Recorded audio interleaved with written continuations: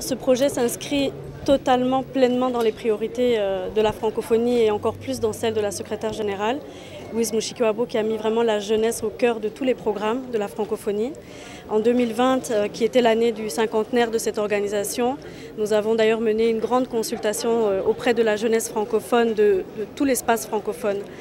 Et cette jeunesse sahélienne a encore plus d'importance, comme vous savez que l'Afrique c'est un grand bloc de la francophonie et que cette région est encore plus importante de par les défis qu'il y a, notamment au niveau de la jeunesse, ce qui est ressorti d'ailleurs dans la consultation de la jeunesse. Alors comme l'a dit Monsieur le ministre, quand cette idée est née, il y a 1 an et demi, elle a été totalement embrassée par la secrétaire générale de la francophonie qui a souhaité impliquer l'organisation à tous les niveaux pour concrétiser ce projet. Donc aujourd'hui nous arrivons à une étape quand même quasiment finale du projet avec une mise en onde qu'on espère dans les prochaines semaines, prochains mois. Et nous espérons que, en tout cas, le fruit de ce travail d'1 an et demi va vraiment correspondre aux attentes de la jeunesse, que les jeunes vont s'y retrouver, qui vont s'identifier et vraiment s'approprier cet outil qui est le leur. Alors je ne pourrais pas terminer sans saluer le partenariat d'autres institutions importantes, comme tout d'abord l'Union européenne qui a contribué financièrement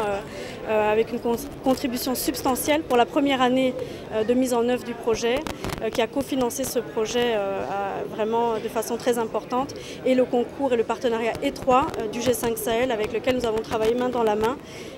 et nous continuons de travailler main dans la main pour arriver à la mise en onde et à la finalisation du projet. Alors il y aura plusieurs langues, le français, l'arabe, le bambara, le peul,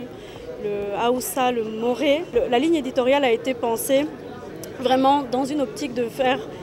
valoir des valeurs positives, des valeurs de société, des débats qui touchent à tout, qui touchent vraiment à la société, les droits des jeunes, les droits des femmes, les questions d'emploi. En fait, c'est vraiment une radio qui va être une radio d'échange, de partage,